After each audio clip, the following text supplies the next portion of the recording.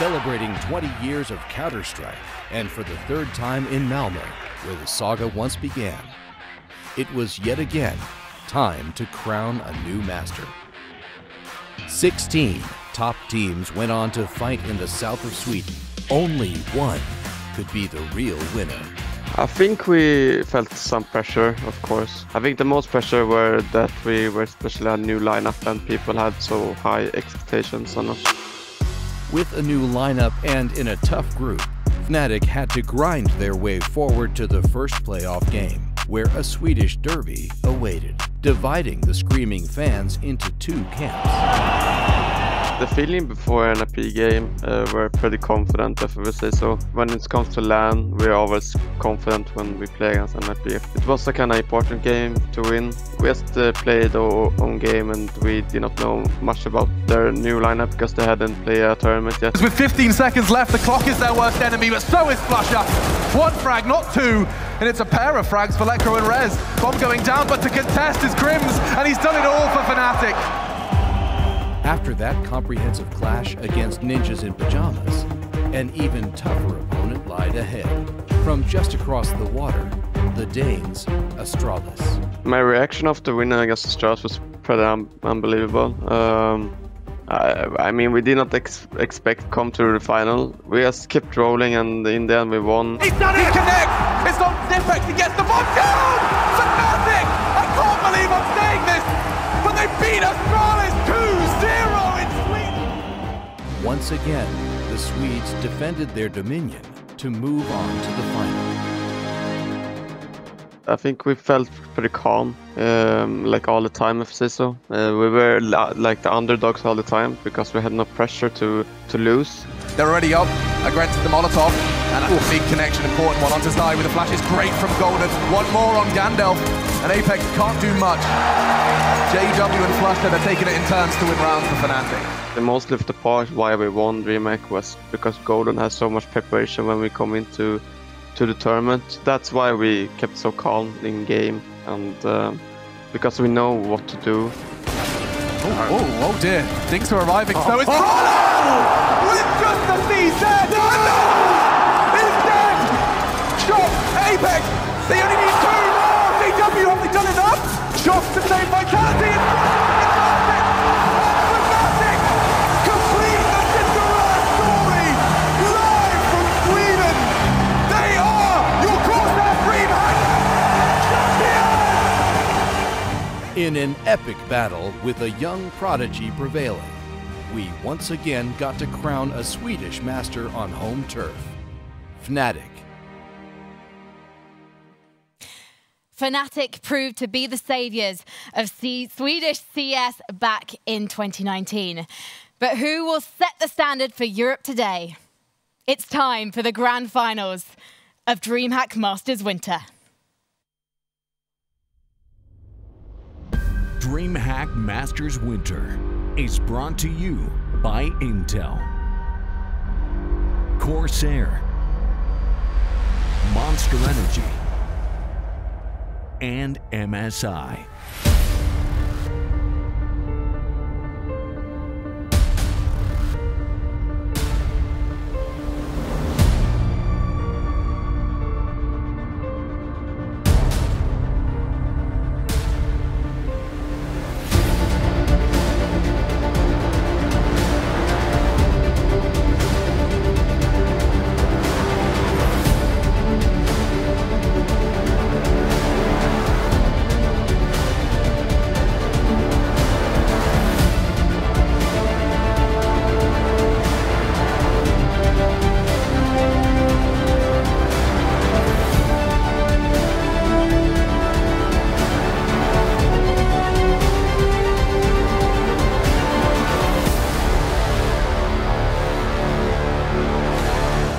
Welcome to DreamHack Masters Winter. It is Championship Sunday and we could not be more excited. My name is Frankie Ward and I'm joined by Scrawny and Launders for the final time. Going to try not to get too emotional when I say that, because it's been an absolute pleasure, boys. We're going to have a fantastic final today. And actually, before we get started, we've got to say thanks to our fantastic sponsors. They are Intel, Corsair, MSI, US Air Force, and Monster Energy. Thank you so much to you guys. I also want to take this opportunity, boys, I feel like you're the same, to say a massive happy birthday to Big V. It's Vince's birthday today. We sadly didn't get a chance to say it in person to him because the B stream is now wrapped up. But, I mean, we love Vince, right? Yeah, one of the realest guys out there. And one of the best to ever do it. Monster. Absolutely. He is a monster of the CS scene and one of the most beautiful voices you can hear casting a match. This has been quite the 7 days, gentlemen. We've had the A stream, the B stream. We've had 4 best of 3s on the A stream alone during the week.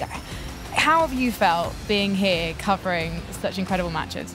Felt fantastic. I mean, this is one of the events that's kind of winding us towards the end of the year, and I didn't know what to expect in terms of quality of Counter-Strike, but my God, have we ever had so many cool storylines culminating at Masters. So just thankful that we've had so many great games, and we're about to have a great finals. Yeah, it's felt like a very short week in some sense. Like, so many good matches of Counter-Strike that have happened. A lot of them have been 2-0 series that have been very tight. And there's been such an amalgamation of different storylines that have all blossomed live before us this week, and they've taken place right here, which has been a pleasure to watch.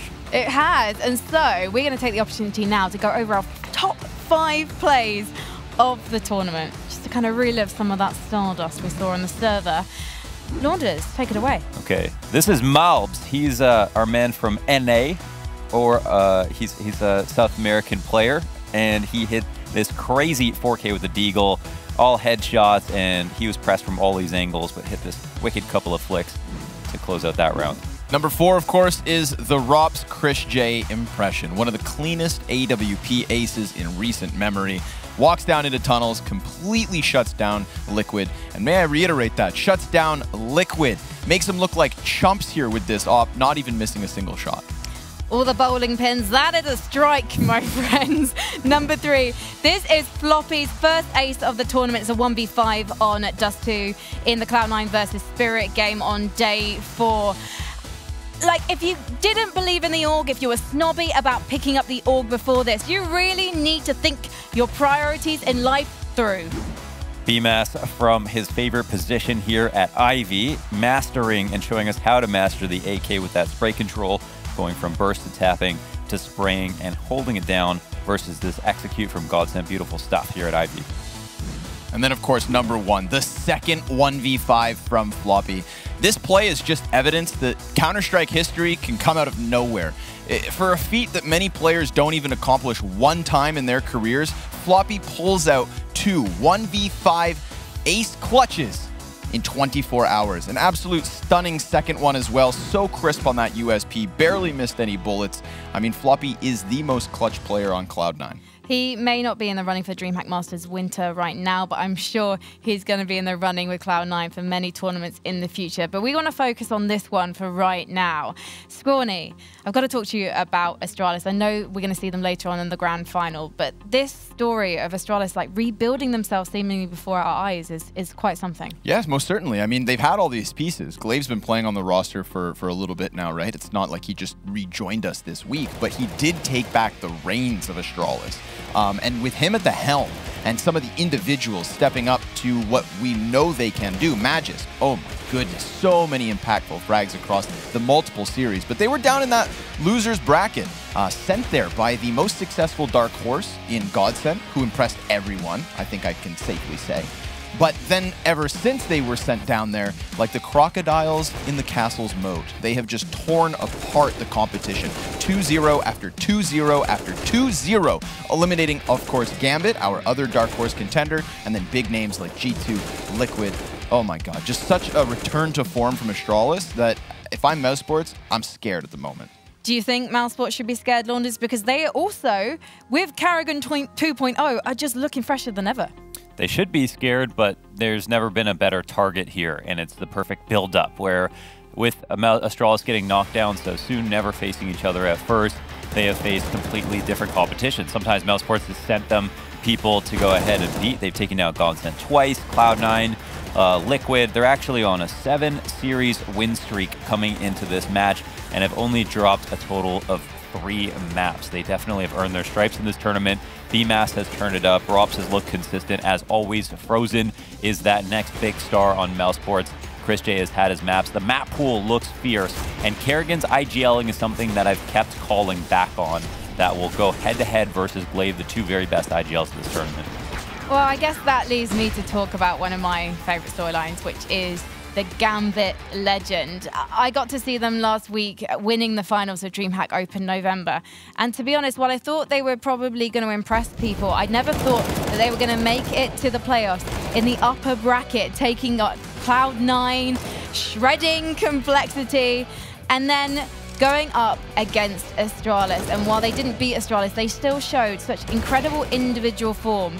And actually, that they're such a team to be reckoned with for the future as well. You've got Shiro with the Combat Orb, Axel pulling off his crazy clutches, and Nafani, who is 19 years old and yet has got such big in-game brains, as well as just being able to get entry after entry. This is a team we should be incredibly excited about, and I hope we're going to see them threatening Tier 1 competition in the future, because I think they bring something extra to it. Like, yeah. I just thought we're going to see even more Shiro then, so I was like, are we going to see it? Are we going to see it? But I think we're going to see loads more from Shiro in the future, so I'm not going to hog the limelight on his behalf right now. Instead, from Hog to his teammate Hobbit, because we've had Get Right interviewing players all week, and this is an extra special one because Hobbit, his guest, is actually Get Right's biggest fan, so this is kind of a meet cute. For almost my entire life, playing Counter-Strike was everything, and it was everything I dreamed of. I won trophies, traveled the world, and played in the biggest arenas. I spent my career as a player being asked the same stupid questions. How do you feel? Over and over What went wrong? and over again. You had a terrible CT side. How did you turn it round to take the game? Why are Astralis the best team in the world?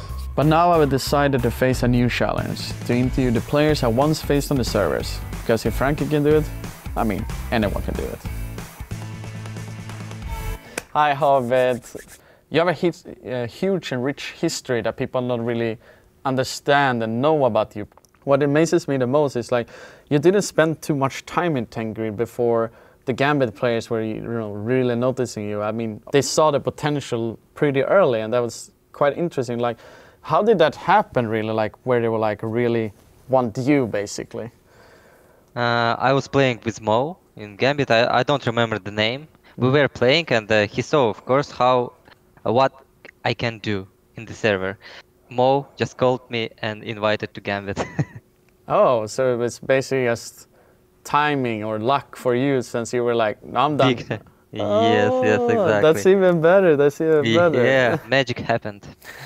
I mean, that's wonderful to hear. I mean, sometimes you have to have luck on your side to get, you know, the chance. Yeah. And now, once again, you're back to Gambit again. I was surprised that you joined that team because I saw them as a good team already. But now when I see you in the team, it's like it's a shift. It's becoming even better than before. Yeah, that's true. They were already a good team. So when I came, I was playing versus Gambit on RMR tournaments. Yeah. So I like understood which mistakes they have. When I came, I told you need to fix this stuff from this. Like when I came to the team, I was starting to broke their structure, you know, like new team and new vision. So at that moment, I'm trying to show my best. I mean, that's good. I mean, that it seems like you're finding yourself in that way back to where you once were.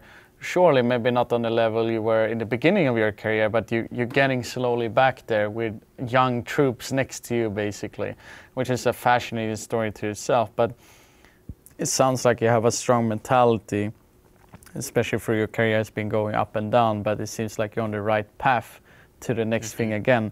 And it's wonderful to hear that, and I'm just so thankful for you taking your time and talk to me.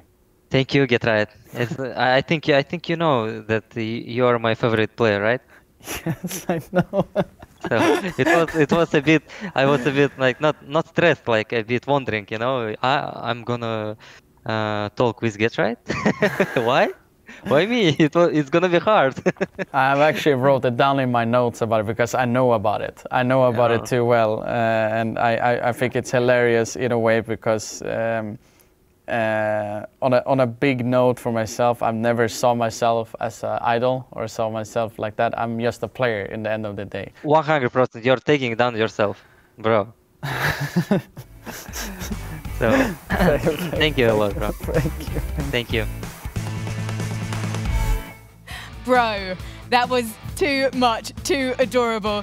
So we're going to turn things serious just for a moment because we're going to take a look back right now at what happened at the DreamHack Masters Spring. In the new era of online Counter-Strike, we got to crown a winner from each region. We had battles on multiple fronts. More teams than ever, ready to try their luck to become the true masters of the game.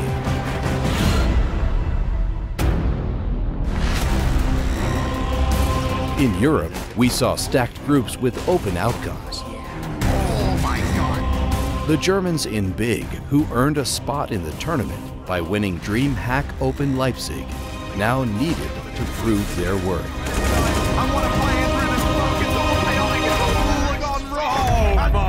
On the North American side, we had some impressive performances, but the run of the Brazilians in Furia was the one to watch.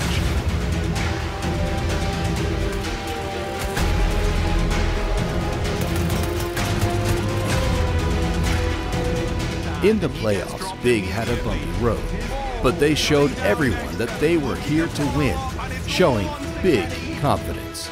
That is it, Big! They take the final! Furia took the straight road to the grand final. And this is all you needed, baby! Undefeated throughout the tournament, they stood up against the higher-ranked Team Liquid. A grand final with two teams representing different sides of the North American scene. Who will be next? That's all you needed, baby. Beautifully cast by you two, but let's look ahead now to our grand finals today. This is the playoff bracket for Europe. As you can see, Mouse beat Cloud9, Godsent, and now they'll be facing Astralis. Fury, though, yesterday, going up against Astralis, I think we felt like that was going to be the closest contested match of the tournament, but we were wrong. Absolutely. Like, no, I mean, Astralis has just been getting stronger and stronger, and Fury were doing the same, like Complexity, the 2-0. They got shredded too, but when it came to Astralis Furia, Astralis just took on a brand new form. Like, Overpass was one thing, Nuke was another. I never seen Astralis play like that in my life, and they did it with Bubsky, like it was plug and play, like they've been doing it for years, and they absolutely dumpstered Furia. That was crazy. Well, let's see what will happen today after our finals. What exactly will our teams be taking home? I'm saying that in inverted commas. The prize pool for this event, $60,000 to the winners. Second place is half of that, $30,000. So for Europe, it's $150,000 prize allocation overall. But money aside, really, we're looking at the Pro Tour points. We're looking at the Pro Tour points, of course, and for Mouse, you know, it's just this, to win a tournament. When's the last time they've been in a grand final? That's a big thing. Now, this would also leverage them into the top 6 if they pull out this victory. Starting out this tournament with just above 600 points, they're getting into the top 6 with a win. Without it, they do not. They'll be able to potentially get into the play-in. But Mouse, they don't want to settle for anything less than a win here. It's not going to be an easy match, but when's the last time they were in a grand finals? It's been a long time. It's a very good question. And we've got so many more questions to consider because after this break, we're going to be calling our grand final. It is going to be Mousesports versus Astralis. Do not go anywhere, you fools!